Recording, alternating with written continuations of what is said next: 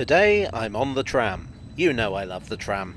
Today I'm looking at Mitcham, which is not only a tram stop, but has what might be the oldest station building in London. Before Mitcham was a tram stop, it was a station. The station entrance was here, in this building, Station Court.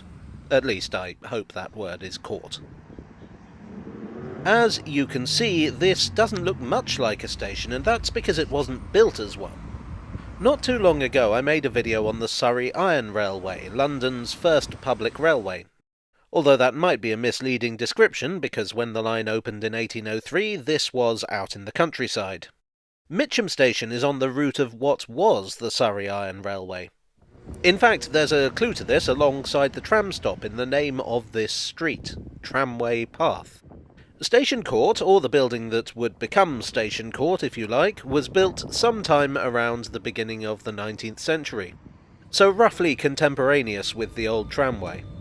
And this has led to a curious local legend that the two were connected. In the simplest form, the story goes that Station Court was actually built as a station on the tramway. We can dismiss this on the grounds that the Surrey Iron Railway didn't really have stations. It didn't even carry passengers. The closest it came was sidings for unloading cargo. Another idea is that it was an office for the railway, which is slightly more plausible, but it seems like an odd place to put it. The line ran from Croydon to Wandsworth, so I would have thought that either of those would have been a more sensible location than here, in what was the middle of nowhere. Station Court looks to me like a house built by a reasonably wealthy gent, not super rich, probably a merchant or something.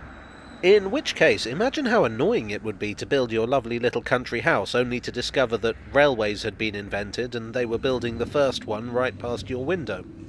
The Surrey Iron Railway was never a huge moneymaker, and in 1846 it formally closed. But that, of course, was not the end. 9 years later, a new line opened on the track bed of the old, the Wimbledon and Croydon Railway. The Wimbledon and Croydon was an independent line from Wimbledon to West Croydon.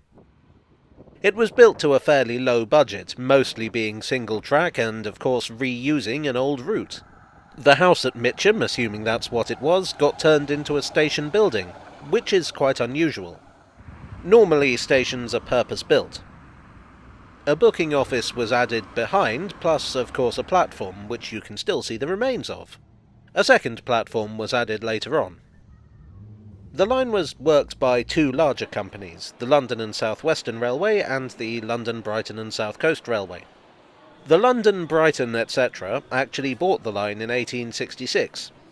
Passenger numbers were never particularly high, and 2 or even 1 coach trains could always handle those that did use the line.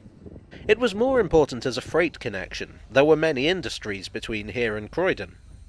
In the 1950s there was talk of closing the line for passengers, but for one reason or another this didn't happen.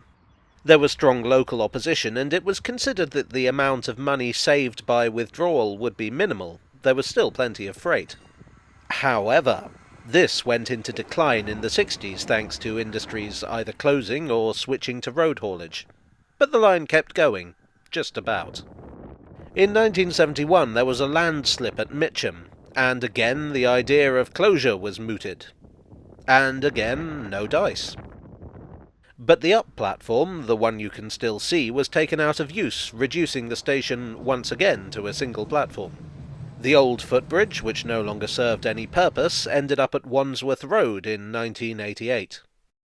British Rail, who were the owners of the line by then, found themselves in a dilemma. The line was too popular to close, but not popular enough to stay afloat financially. Services were cut back, and so too was maintenance. At the risk of sounding like a conspiracy theorist, I can't help but wonder if BR hoped that passenger numbers would decline on their own in the face of this terrible service, to the point where they could close the line without any opposition. In the 1990s, Croydon Council and London Transport came up with a compromise: reintroduce trams to London. This seemed like a perfect solution for providing a low-cost passenger service. Of course, for the trams to operate, the railway would have to go. The last train ran on the 31st of May 1997, and on the 2nd of June, Mitcham station formally closed. On the 30th of May 2000, the tram stop opened. It's slightly to the east of the old station. The house that had once been the entrance was now a house again. Well, assuming that's what it was in the first place. The tram stop is accessible via ramps and sees a frequent service. So frequent, in fact, that in 2012 the track was doubled between here and Mitcham Junction.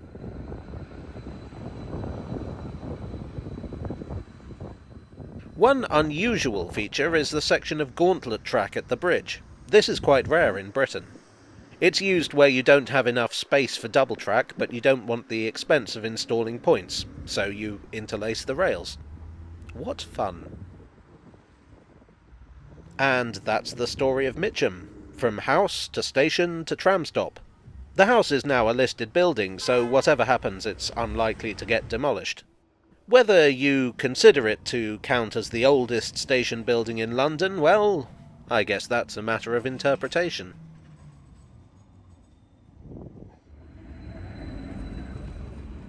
Good evening. I do hope you enjoyed today's video. I don't cover tram stops too often, but I thought this one had an interesting story, and I hope you agree.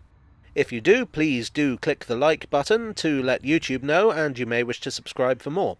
Hit the notification bell to be kept up to date when a new video drops, which is usually about 3 times a week.